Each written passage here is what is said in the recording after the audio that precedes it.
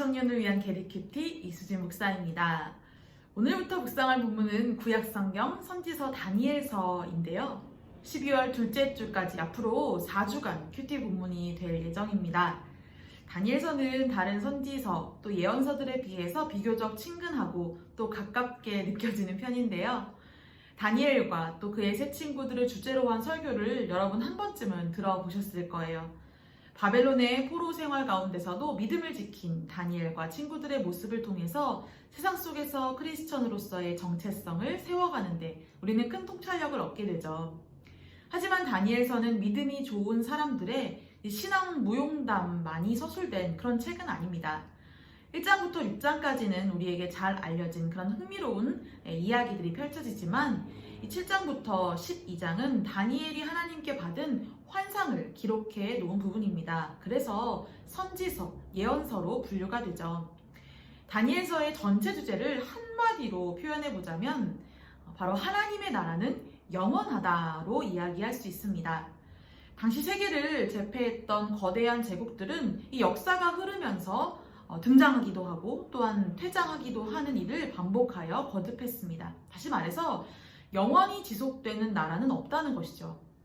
하지만 하나님의 다스림, 하나님의 통치는 역사와 제국의 흥망성쇠와 상관없이 계속하여 이어져 왔습니다.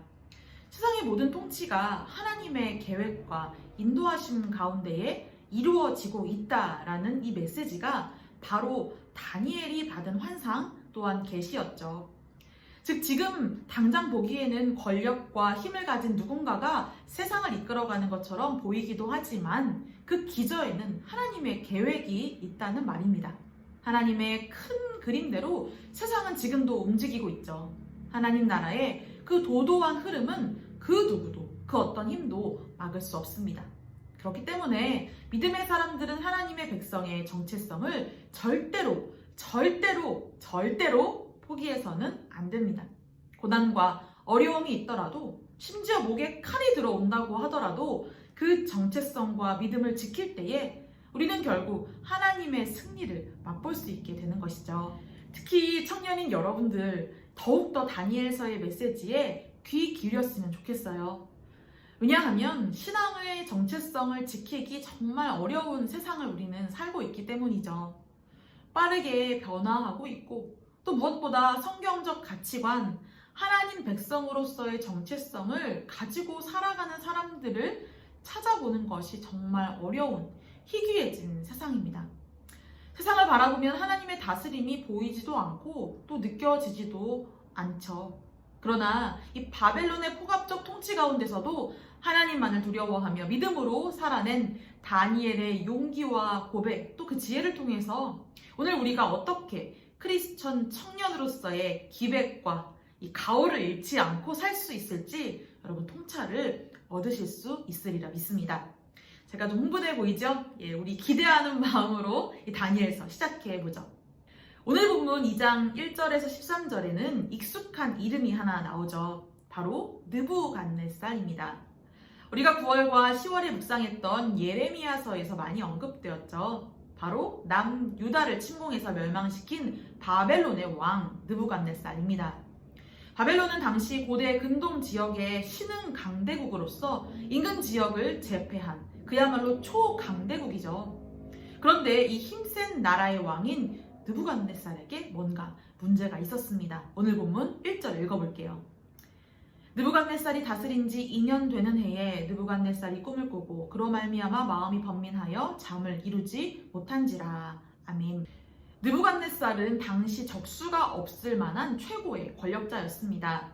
하지만 밤마다 악몽을 꾸고 그로 인한 불면증으로 아주 고통스러워하는 모습입니다. 그가 다스린 지 2년째라고 되어 있는데요. 정말 권력의 최정점에서 승승장구할 때죠. 하지만 이 상서로운 꿈으로 인해서 불안에 떨고 있습니다. 당시 고대 세계에서 왕의 꿈은 더욱 큰 의미가 있었는데요. 꿈은 이 현실에서 일어날 일의 연장선상으로 이해되었고 꿈을 풀이하는 것이 이 고급 학문의 영역으로까지 여겨졌습니다. 그러나 여러분 생각해보면 참 아이러니해요. 느부갓네살 왕은 세상의 모든 것을 소유하고 거느린 그야말로 탑 오브 탑이었습니다.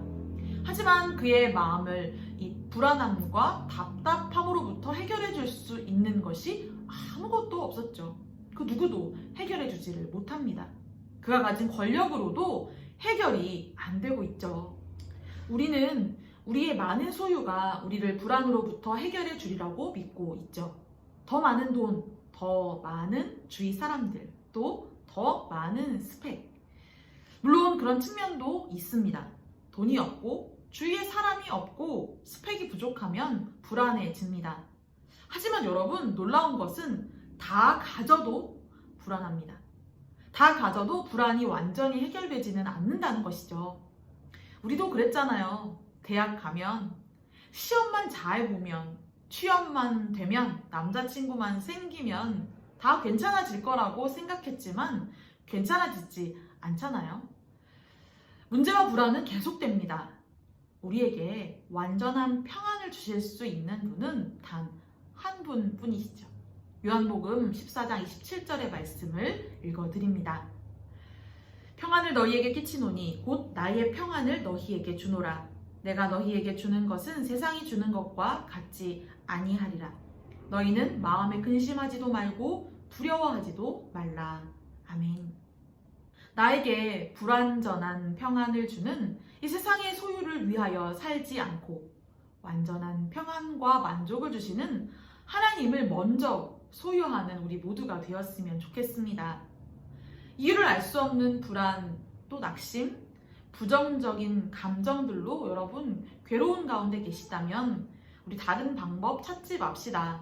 오직 하나님 앞에 나아가 그분이 주시는, 그분이 약속하신 평안을 얻게 되었으면 좋겠네요. 함께 기도드립시다. 하나님, 오직 주님만이 우리에게 완전한 평안을 주실 수 있음을 고백합니다. 반복된 불안과 번민, 두려움 가운데 우리를 몰아넣는 세상의 힘 쫓지 않고 먼저 하나님을 소유하며 세상이 줄 수 없는 하나님의 평안을 누리는 우리 모두가 되게 하옵소서. 예수님의 이름으로 기도합니다. 아멘. 세상이 줄 수 없는 하늘의 평안, 하나님만이 주시는 힘과 능력으로 이번 한 주 승리하는 우리 모두가 되었으면 좋겠네요. 내일 뵙죠. 안녕하세요. 저는 킨더조이 27기 장현정이라고 합니다. 제가 게리큐티를 솔직히 말하면 맨날 보지 못했어요. 맨날 보지 못했는데 그래도 열심히 보려고 노력을 하고 있고요. 그리고 제 큐티 생활에 대해서 좀 생각을 해보면 저는 그래도 일주일에 두세 번 정도는 꼭 하려고 하는 것 같아요.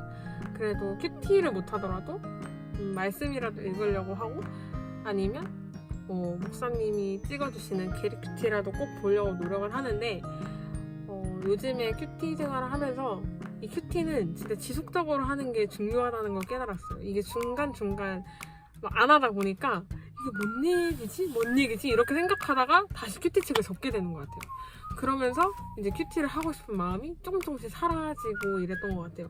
그래서 제가 지난달에는 맨날 해야겠다고 다짐을 해서 거의 맨날 하려고 노력은 하긴 했는데 31일 동안 다 하지 못했어요. 근데 이번 달에도 다짐을 해야 되는데 뭔가 선뜻 용기가 안 나는 거예요. 그래서 이번 영상을 통해서 저는 다짐을 한번 다시 해보려고 합니다. 그래서 갑자기 이렇게 조명이 오네요. 근데 12월에는 더 열심히 큐티를 하는 제가 되기 위해서 좀 더 다짐을 해보려고 합니다. 여러분들도 같이 큐티 하시죠. 제가 다음 사람을 지목을 해야 되는데요. 저는 저의 소중한 소그룹원 킨더조이의 박준혁 군을 지목하도록 하겠습니다. 안녕!